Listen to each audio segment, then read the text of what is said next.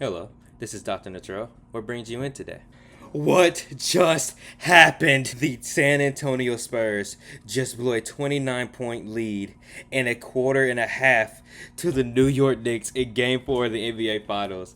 This was the best game of the playoffs by a mile.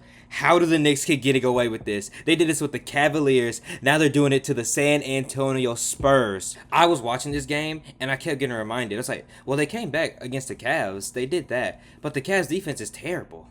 They're way worse than the Spurs. So I was thinking to myself, like, all right, there's absolutely no way the Spurs are going to let this happen. They have Wemby. It's so easy to just get him a free 2 points in the paint. It's just so easy for them to just get in the paint and crash. There's so many athletic guards. They're popping every shot they're making or shooting was insane. They were making every shot. And all in all, even if all that didn't happen, which it didn't happen, they had that elite defense. I was like, no way they can make a comeback. They're not gonna be able to score on this defense too consistently, but they did. But the New York Knicks did come back. The New York Knicks not only came back, but they held the Spurs to only scoring 31 points in one half after the Spurs scored 76 in the first half. We're doing the video differently. Instead of doing the whole game rundown, we're just going to talk about what happened. Off the dome, I have a few notes we're going to run off. But for now, this is how we're going to do the videos from now on. Because this game was better, insane. In the beginning of this game, the Knicks were, again, terrible again. Same old story as last game. Spurs can't miss a shot. I believe Cat had 2 fouls in the first 2 minutes of the game. At that point, I was like, oh yeah, they're losing. I was like, yeah, scrap it up. We're going to game 5, 2-2. It's okay. They won games in San Antonio because without Cat, their offense has been so flat throughout this entire playoffs, barring one man. We'll get to that later. But barring him, that it's been so inconsistent. Cat has been their most consistent player other than OG Anunoby. And without him, who's going to guard Wemby? We saw Huck 40 minutes. I didn't mean to flip you off. We saw Huck 40 minutes. We saw Mitch Robinson on him in the first 10 minutes of the game. And then it got worse because Mitch Robinson was gas, man. Mitch Robinson was huffing and puffing because he had to just run up and down the court. There was one possession where he didn't even get back and Wemby got a free dunk because Mitch Robinson is just jogging. And it's not really anything against Mitch Robinson. It's just, you know, he's a big guy. He's immobile. It's rough on him. He had to play a lot extra minutes because Cat got 2 early fouls early on in the game. And in that moment, Wemby was being guarded by OG. He had to be picked up by, like I said, Robinson, Huck Porty of all people. And even Karl-Anthony Towns did come back in the first quarter, but it was very late in the quarter. But even still, he was killing them. Wemby had 13 points, shooting 5 of 7 from the field in the first quarter. Absolutely disgusting. Being elite as he typically is when you allow him to be. Biggest thing about beginning of the game, Spurs once again in the first quarter. Spurs genuinely may be the greatest first quarter team in the playoffs ever. The Spurs have shot consistently in the last 4 games straight over 60% from the field. This game they shot 60% from the 3 and 65% from the field with no turnovers. You'll never beat them like that. You'll never beat a team that is like that, and especially when they can turn the faucet off and lock you up on the other side. It's impossible. It's never gonna work. I'm baffled at the fact that the Knicks just won this game. I don't know how that just happened. I'm still lost. I don't get it. Not to mention, the Knicks also were shooting below 29% from the field with 4 turnovers in the first quarter alone. It was 41-22. Moving on. OG Anunoby, gotta clap it up. Second quarter, he was phenomenal. I believe it was 2 of 2 from the 3 and had 10 points in total, keeping them, well, they were losing by 30, but making it so the comeback was a possibility. Making it so that the fans had something to cheer for, which is something you always love from OG Anunoby. Also, shout out to Jalen Brunson this game. I love when a captain, I'm not going to harp on the whole captain thing I was going on last games, but I love when a captain just realizes that if we're going to lose this game, if we're going to win this game, if we're going to get blown out, if we're going to blow them out, I want my fingerprints all on it. Jalen Brunson doesn't care if you're losing by 30, 40, 50, 1,000. He's going to shoot that ball, and it was massive. He had 15 points in the second quarter, had 19 by the end of the quarter. Fantastic. One big bugaboo about the Knicks, though, however, they missed 8 free throws in the first half, which was killing them. Imagine being down by 30 and you're missing the easiest shot possibly you can get other than an open layup. It's bizarre. The Spurs were breaking records.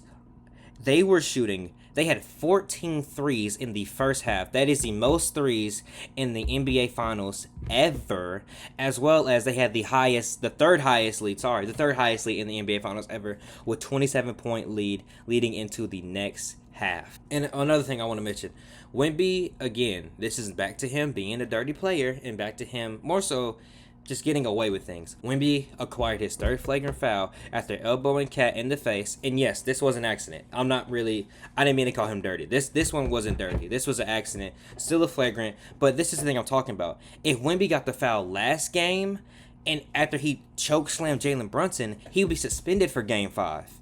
And then this would be over in 5. And it didn't matter, obviously, because they won this game. But imagine if they called that flagrant, which everybody is saying is a flagrant. The commentators are saying that. The coaches were saying that. The players even believed it was a flagrant. And no one did anything about it. The NBA reviewed it, still didn't give him a flagrant. I don't know what the favoritism is about. It is what it is. Either way, if they gave him that flagrant, that would have been his 4th flagrant, which means he would have been out for game 5, which would have been massive for the Knicks. Now he gets to play freely, and who knows? He has a short temper, so maybe he gets another one in the next game. But we don't know that for certain, so it's really imperative that the refs will be able to fix that and be able to learn from this mistake and realize that if it's that blatant, it was so unnecessary of contact to grab somebody by the neck and throw him like a dog, that should be a flagrant foul. This should be his 4th foul, and he should be suspended for game 5. Nevertheless, going into the third quarter, the Knicks are down. Let me check real quick. They were down by 27 points, correct? They were down by 27 points, and at this moment, I'm like, oof, it's over. It's over. The Spurs just were shooting 60% from the field last quarter, 50% from the 3. Everybody's making shots. Vassell, fadeaway threes. Julian Champagnie is wide open because Jalen Brunson doesn't feel like guarding him. And it's just raining down threes. Spurs are lethal. Wemby's having a sensational first half. Can't miss a shot. He's hitting threes. He's in the paint. He's getting mega rebounds. Being the MVP caliber player that we all know. But then, the Knicks go on a 10-0 run. The Spurs, that little voodoo magic stuff, it wears off. The Spurs then go 1-7 from 3. Brunson was red hot this quarter. In the third quarter, running it down. 8 points easily in the third quarter. Friston had 27 at this point. Spurs went 2-12 to close out this quarter from 3, as well as they had 5 turnovers. Mind you, they had no turnovers in the first quarter at all, and they had 2 in the second quarter. This quarter, they had 5 turnovers, just being reckless with the ball, just in arrogant passes. De'Aaron Fox, we'll get to him later, my lord. De'Aaron Fox just throwing the ball behind Castle. I don't know how De'Aaron Fox does that. He is 30 years old. He's supposed to be the veteran. He's looking like the king of the jackasses right now. I don't know how that happens. Anyway, with all that, whatever. OG Anunoby at this point has 25 points shooting, and he made 5 threes at this point. OG Anunoby has been sensational. I know I said Cat's Finals MVP. Cat these last 2 games has been. OG Anunoby has been the Finals MVP this entire series, and it isn't close. He is sweeping the board. I pray they don't do the little. Jalen Brunson is the main guy, so he gets the award. OG deserves this.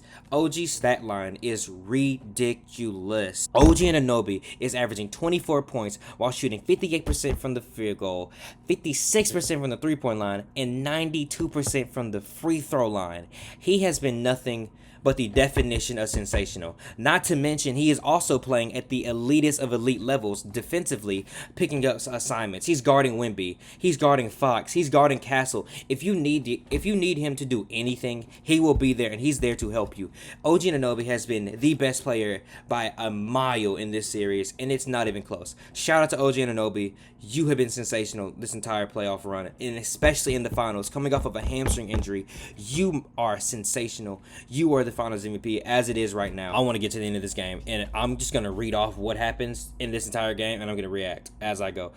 The Knicks are, by the end of the third quarter, the Knicks, it is 90-75 Spurs. They are by 15. At this point, if you are an NBA fan and you watch the playoffs, you on the edge of your seat because the Knicks are doing it again. At this moment, I was like, wait a minute.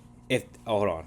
If the Spurs are going to just try to keep shooting these hellacious amount of threes and forget that Wemby's in the paint, or that they can just crash in there and get easy layups, oh yeah, I'm in my seat. I'm not saying I thought the Knicks were gonna come back. I didn't. I'm just saying, okay, if they will, it probably wouldn't be a shocker, because this 29-point lead got cut down just like this. Knicks have a 13-2 run, making it a 9-point game. Spurs are shooting 2 of 15 from the 3-point at this time. At the second half, by now they're 2 of 15 from the 3. All that magic stuff that happened to 60% in the first half, gone. 13-2 becomes a 20-4 run. It's a 4-point game now. OG fucking Anunoby with 31 points while shooting 7 of 9 from 3. I can't fathom how great he must have felt, or how great it feels to be a Knicks fan. OG Anunoby is worth every penny that he is worth when he signed that $1 billion deal. When he signed that deal years ago, and everybody's laughing at it, me included, because I'm like, OG Anunoby, it's $50 million a year. Okay, 15 points a game, OG Anunoby. Nigga, no, he is a 24 point per game, 60% from the field, 60% from the 3, 90, damn near 100% from the free throw line, and worth every penny. He is brilliant. He is fantastic. He's elite. He's the best defender they have, locking up people. I know in this game, De'Aaron Fox had him on a swivel at times. Other than that, De'Aaron Fox ain't made no shots on him though. De'Aaron Fox couldn't get that gather quick enough. It's getting locked up. OG, you are nothing but sensational this game, bro. I can't say enough about OG Anunoby. Jose Alvarado. My. Thank you. The minutes you had in the fourth quarter when they needed another ball handler because they were doubling Jalen Brunson and they needed someone else to help dribbling the ball. They subbed out Mikal Bridges because he wasn't having a great game. Jose Alvarado came in here, had his own personal 5-0 run, and kept them alive, kept the ball in place, hustle, being able to shoot the 3-point, being able to get to the line, or get to the layup, not a free throw line. You know what I mean? Just taking it up, shooting over Wemby for the 3-point. Brilliant from Jose Alvarado. I loved his minutes. He is a sensational backup point guard in this league right now. This one it gets wild. Brunson over Wemby for a 1-point game at this point. Shoots a 30-footer over an 8-footer. Wemby's outstretched all the way for Jalen Brunson. Green. Next up, Josh Hart. This is when it gets grim. Josh Hart. I'm only going to get grim for a little bit of a monotone. Josh Hart had a breakaway as De'Aaron Fox turned the ball over. He is by himself. He misses a wide open layup. A wide open dunk. A layup / dunk. I don't know how in the world he missed that. But if they lost this game, Josh Hart, I want you to know, bro, you would have been treated like Wemby. Because the fact that he missed a wide open dunk is remarkable. It's we need to check if he's working with the underdog. Because that's how. You're 6'6". You can't dunk the ball with no one's around. It's embarrassing. But then, this is where it gets spicy. Victor Best in the World Wemby Benyama misses both free throws as he gets the foul call. Misses both, right? Doink, doink. And then Brunson takes the lead. But not only that, they remind you the Knicks are on a 30-14 run in the fourth quarter. Castle, massive, gets fouled. Again, Josh Hart, terrorist, gets fouled as he's going up for a putback. As De'Aaron Fox misses a shot, or Wemby does. Either one, doesn't matter. He gets 2 free throws, right? Cashes them both. He's very great from the free throw line. He was 8 of 8 this game. And they're up by 1. This nigga, De'Aaron Fox, with the easiest game to win at this point. He has 11 seconds on the clock. He gets a steal. He decides to go for a layup when OG Anunoby is right behind him, and he is 6'7", while De'Aaron Fox is 6'2". De'Aaron Fox said later on that he believed he was faster than OG Anunoby, which doesn't excuse why you are taking a shot when y'all are already winning by 1. Keep this in mind.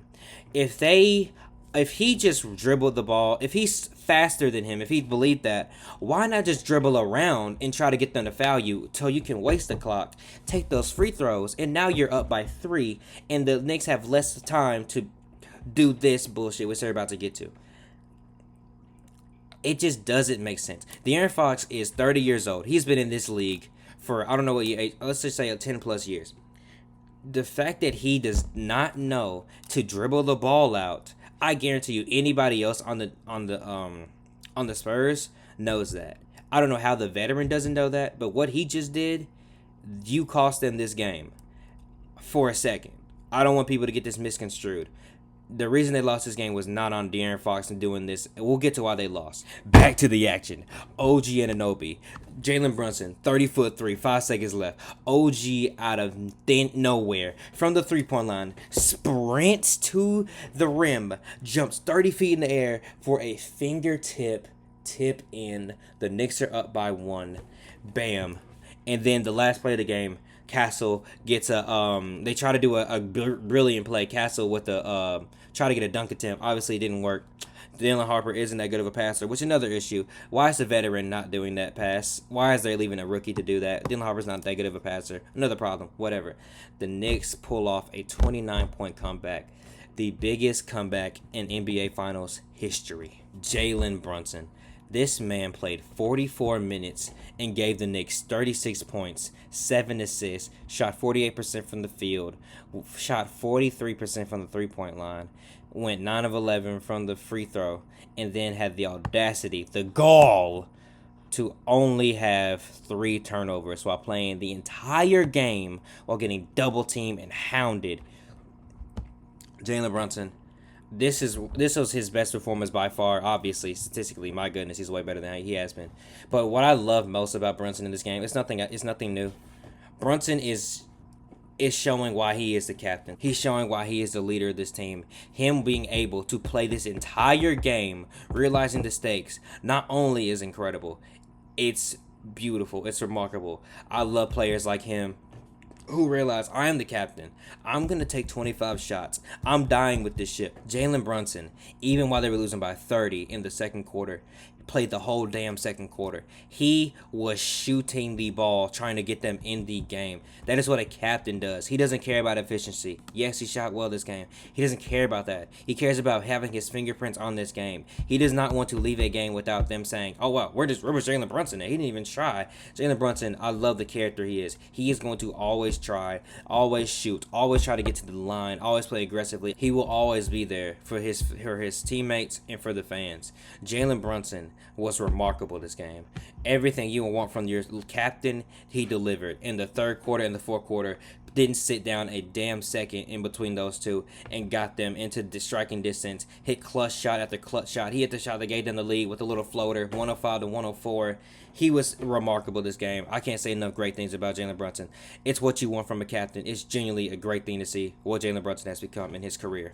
OG Anunoby, you are magnificent. You are the best player in this entire series. Mind you, before this series started, Wemby was going to be better than you. It's what people believe. Cat, Jalen Brunson, 3 people who people would assume would have been playing better than you. OG Anunoby has not had a bad game this entire playoff run. He is averaging 24 points while shooting 50, 50, 90 from the field. He is remarkable. He is playing elite defense on top of that. You can't stop OG Anunoby. Every time he shoots the ball, I'm like, oh, yes, cash. It's in there. OG is making shots. He's dunking. He's getting past players. He's aggressive. He's making the right plays. And what I love the most about him, Cat didn't shoot the ball a lot, right? Mikhail, I believe, he shot the ball 9 times. But still, he didn't shoot. He wasn't shooting well either. He realized that if the other 2 guys aren't going to help, I would love to step up. He shot the ball 15 times. He rarely gets that many shots up. It's usually 10 to 11. This game, without OG Anunoby's constant threat at shooting threes, his threat of slashing, and his athleticism, the last play of the game is something Knicks fans will never forget. Him jumping 20 feet in the air to get a tip in to make the game a 1-point game, which they win by that, is going to be hung up in a New York museum. That is, in my opinion, the defining moment in this series. That is what is going to win them this ring when they do win. And it's all because OG Anunoby dropped 33 points while shooting 66% from the field and 78% from the three-point line. Not missing a free throw, not missing an assignment. OG, the hustle, the talent, the charisma, everything, bro. This game has OG Anunoby written all over. I know I just said shout out to Brunson, but wow, OG. Wow. My team didn't want to give up Jonathan Kuminga to get you. Oh my gosh, I can't believe it. How is it De'Aaron Fox's fault that the Spurs gave up a 30-point lead in a quarter and a half? How is that only on one man? You know who that really should be on? The best player in the world who had the audacity to say, I'm in your head, getting Mitchell Robinson to elbow him and stuff. he ghosted. Wemby in the second half was 3 of 14 from the field and 1 of 3 from the 3-point line and 1 of 4 from the free throw line. That block on De'Aaron Fox doesn't happen if the MVP, if the best player in the world could play at a Sengun, a Jalen Duren level of hoops for the next 24 minutes. The fact that Wemby disappeared and allowed them to not only forget him scoring, whatever. People don't care about that really. His defense was atrocious in the second half. They scored all these points while he was on the court. When we played the whole damn second half. Wemby played a little bit of the third, came back at the end of it, like last 4 minutes, and then his ass played the whole fourth quarter. They did this entire run while the best defender in the world is on the court. I'm sorry, but if we're finding a way to scapegoat him out of this being his fault, it's ridiculous. I don't know what other GOAT legend. Let Curry have blown a 30-point lead. Let LeBron have done this. If LeBron did this in the Lakers when he's 40, we talked about that for a month. Wemby is supposed to be the best player in the world by a large margin on both ends of the court, right? So even if he is 3 of 14 while shooting 1 of 3 from the 3-point line and 1 of 4 from the free throw line, that's all cool and dandy because he's a great defender, right? Elite defender, he can stop everything, right? Clearly not. So I don't want to hear nobody complain about nothing. No De'Aaron Fox, no Castle turnovers, no none of this, no bad shot. No. This game starts and ends with Wemby. Wemby was all cocky in the first half when they were up by 30, but when they got punched in their mouth and they were getting that lead up on him, he went ghost and didn't do anything. That's not the best player in the world. That's a pussy and that's a bitch. Wemby is sorry and he needs to recover from this because this is going to go down as his worst game of his life, and more importantly, this is going to taint his legacy forever. Anyway, with all that being said, man, hope you guys have a great day. I love what just happened last night. Hopefully the Knicks end this in 5. I pray they do. They more than likely won't. I'm predicting a Spurs blowout, and then they end it in New York, and then the city gets burned down. So with that being said, man, it's been your doctor. I hope that you have a blessed day. I hope that you can keep staying focused in whatever your endeavors are, whatever you want to do in your life, whatever that may be, whether that's school, whatever you want to do, content, anything of that sort. Don't forget to pray at night, in the morning, evening.